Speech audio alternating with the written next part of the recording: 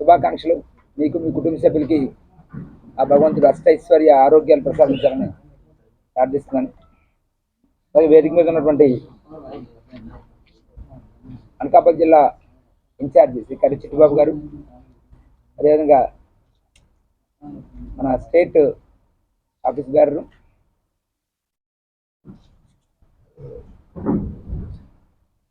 మన ఈరి శ్రీరామూర్తి గారు, state executive member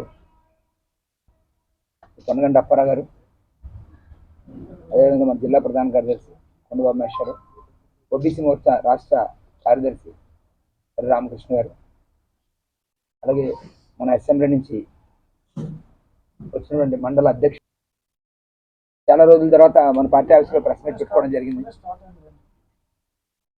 ఈ మధ్యకాలంలో జరిగినటువంటి మార్పులన్నీ మీకు తెలుసు.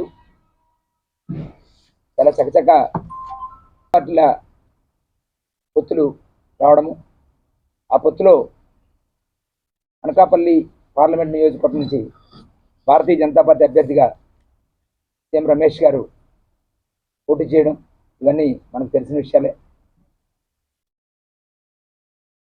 అలాగే భారతీయ జనతా పార్టీ పోస్ట్ అనేటువంటి దాన్ని మేనిఫెస్టో పేరుతో కాకుండా సంకల్ప పత్ర అనేటువంటి పేరుతో నరేంద్ర మోడీ గారు మొన్న 14వ తారీఖున డాక్టర్ బిఆర్ అంబేద్కర్ గారి యొక్క జయంతి రోజున ఈ సంకల్ప పత్రాన్ని రిలీజ్ చేయడం జరిగింది ఢిల్లీలో. దీంట్లో రాబోయే 5 సంవత్సరాల్లో కేంద్రంలో ఏర్పడేటువంటి ఎన్డీఏ ప్రభుత్వం ఏ కార్యక్రమాలు తీసుకుంటుంది అనేటువంటి విషయాల్ని వారు మనం మోడీకి గ్యారంటీ అనేటువంటి పదాన్ని కూడా మనం వాడుకోవడం జరుగుతుంది ఈ సంకల్ప పత్ర పేరుతో. దాంట్లో అనేక అంశాలని ప్రస్తావించారు.